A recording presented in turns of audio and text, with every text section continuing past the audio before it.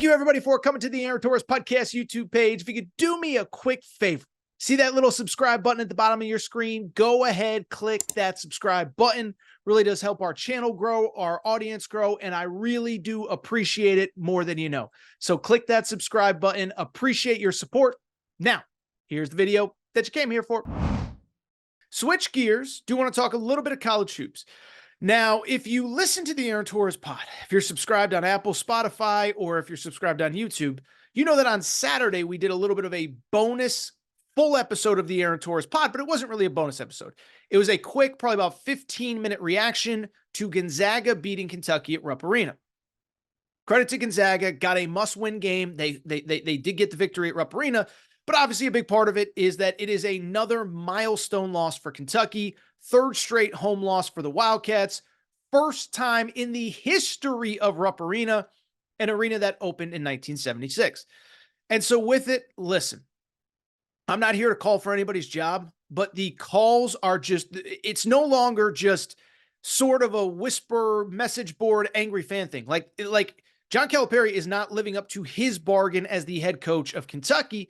And as I was watching the reaction to Saturday, I was thinking, I do believe that Calipari is probably still a little too stubborn to actually step away after the season.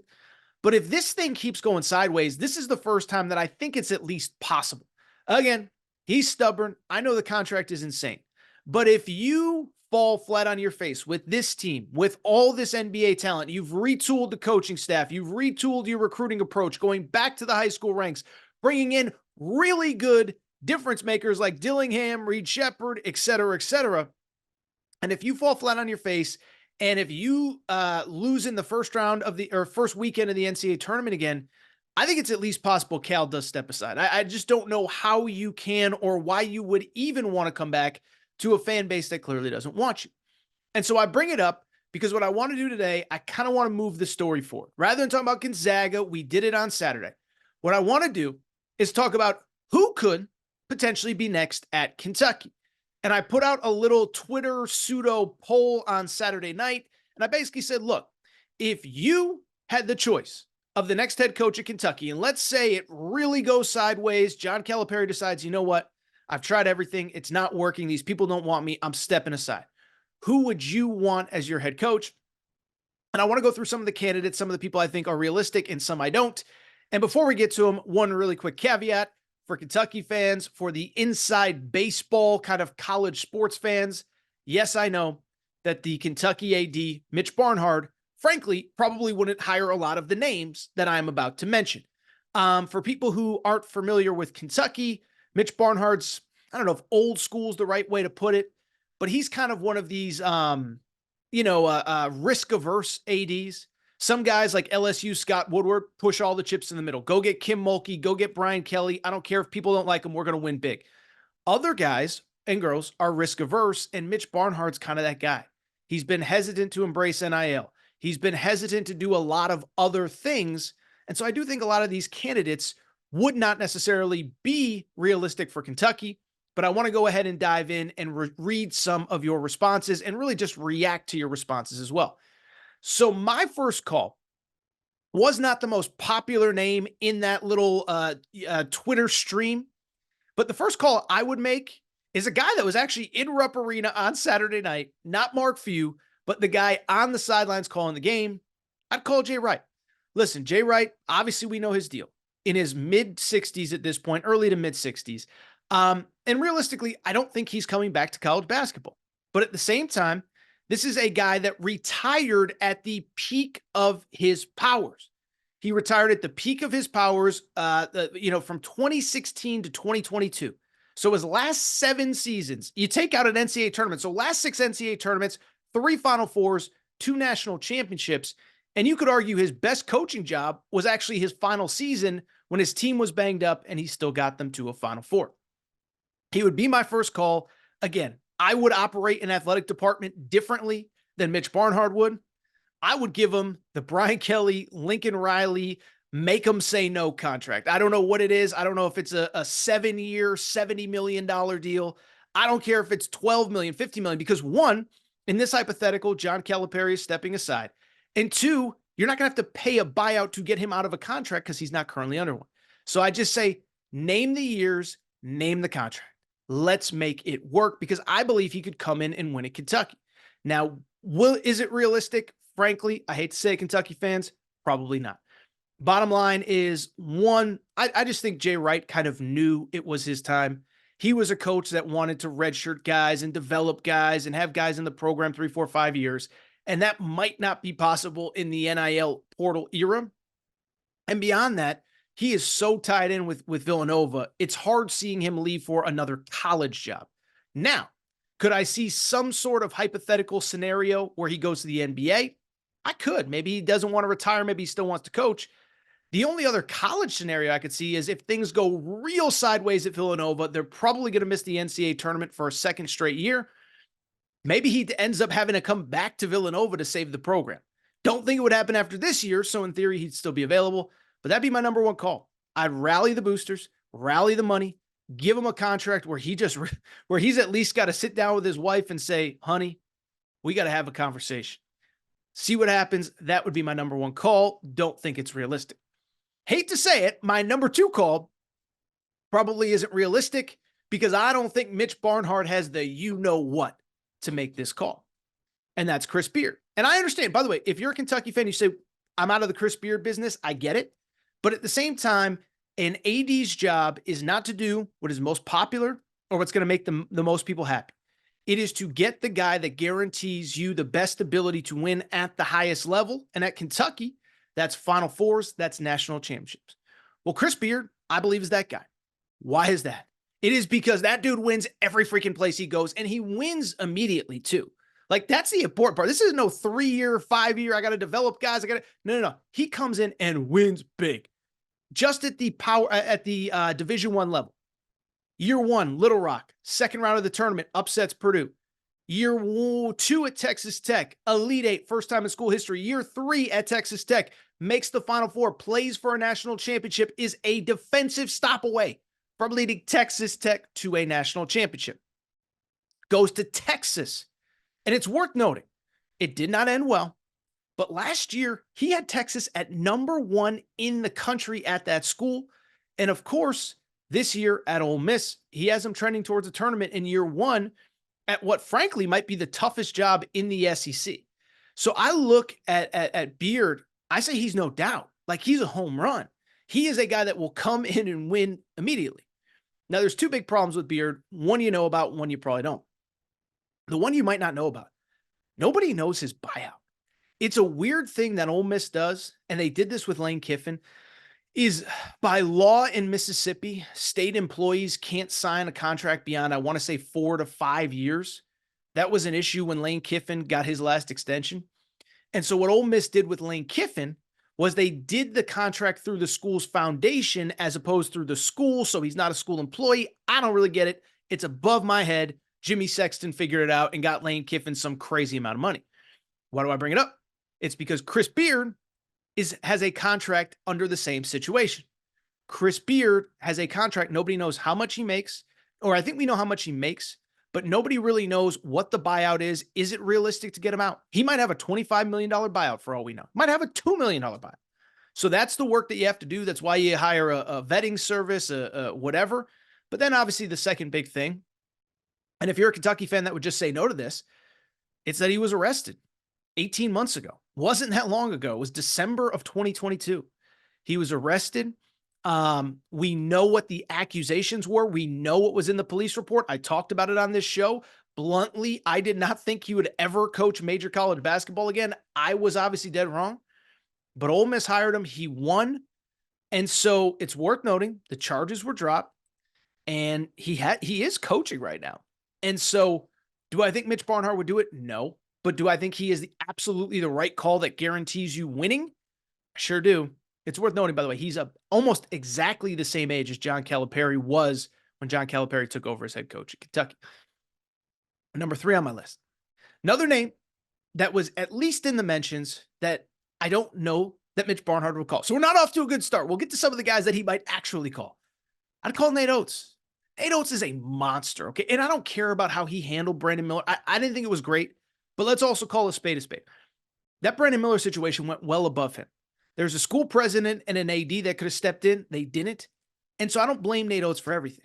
And what I see with Nate Oats' teams, I think right now, and I've said this, if I was starting a college basketball program today, right now, for the next 10, 15 years, not what you do for the last 30, not how, next 10 years, Dan Hurley would be my number one call. Nate Oats would be my number two call. He is unbelievable. What he's doing in Alabama is insane. 2 SEC regular season titles in his 4 full years there. 2 SEC tournament titles in his 4 full years there. He's recruiting at an elite level, which I think is worth noting in the NIL portal era. He's not just, it's not just all like elbow grease and working hard and trying.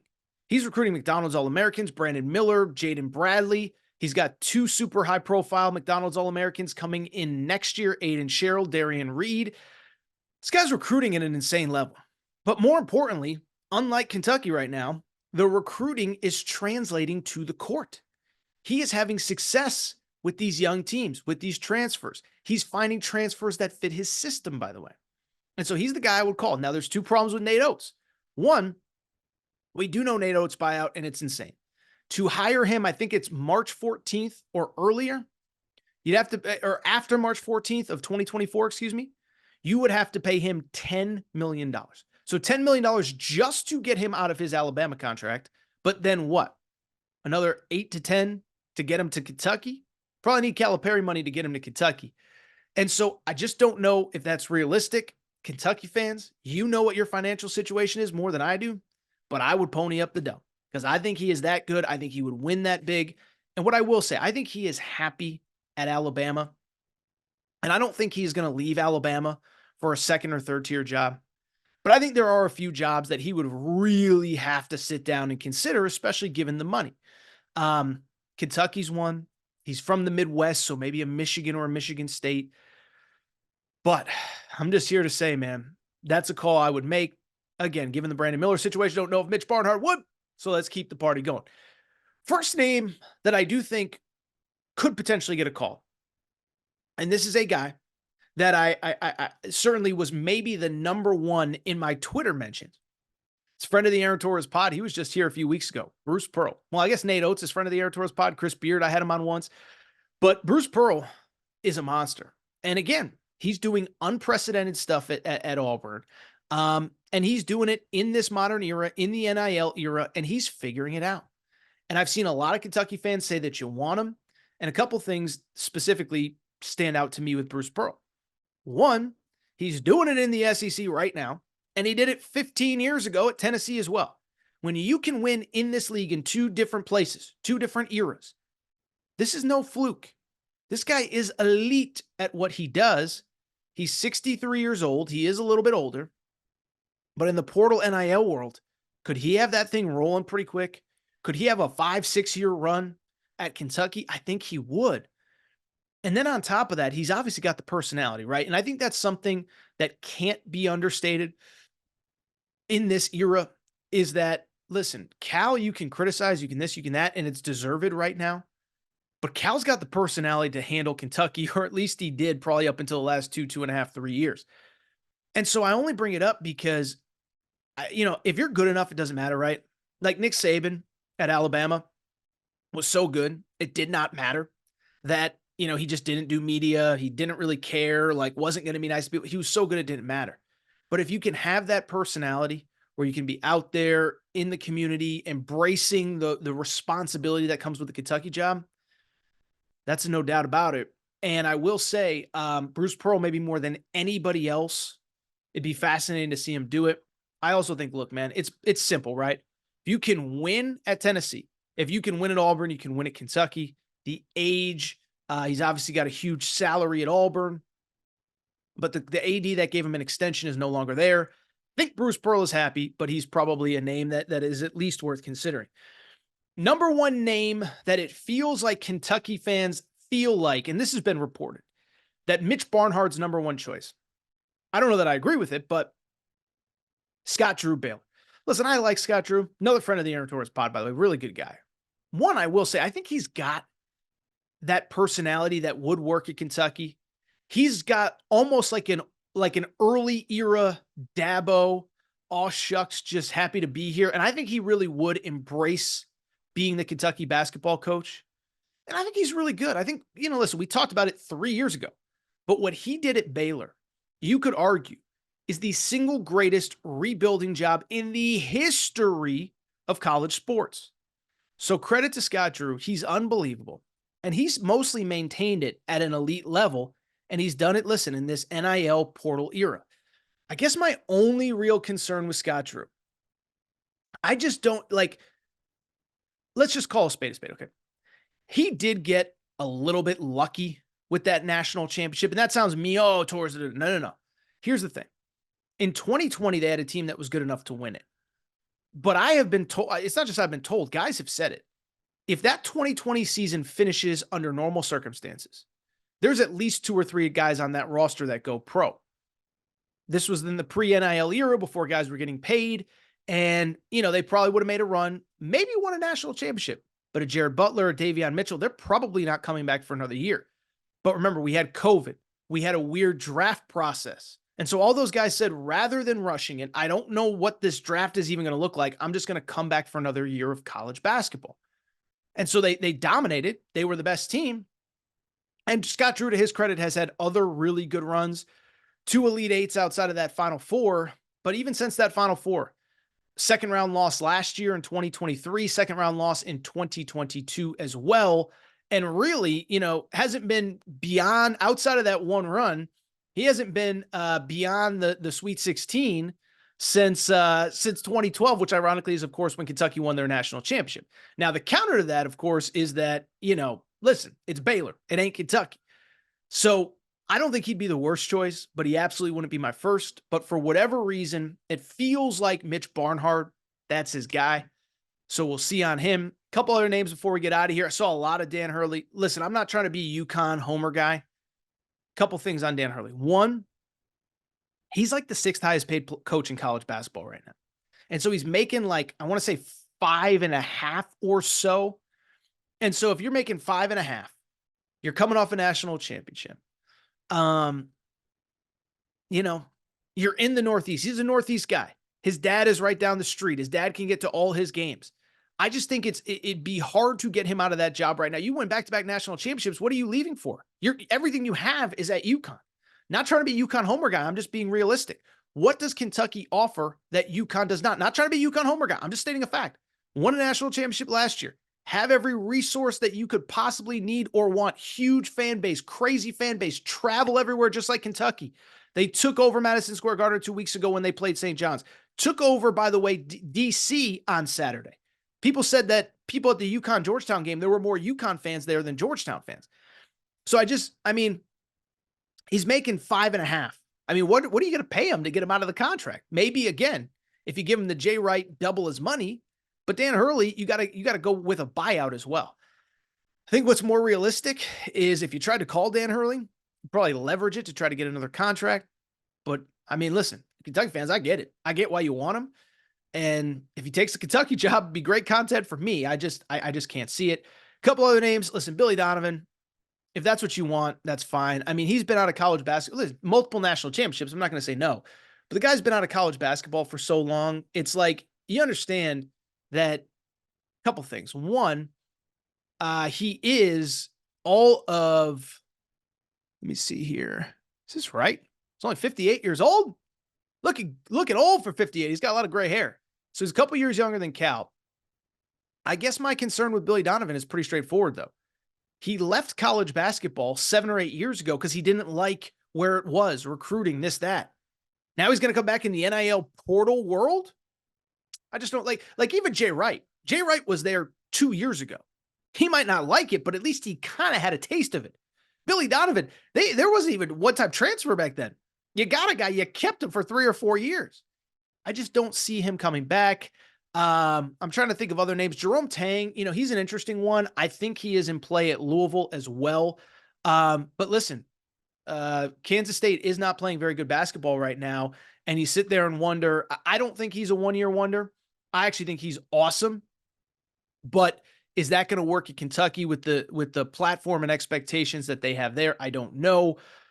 I think that's really it for candidates.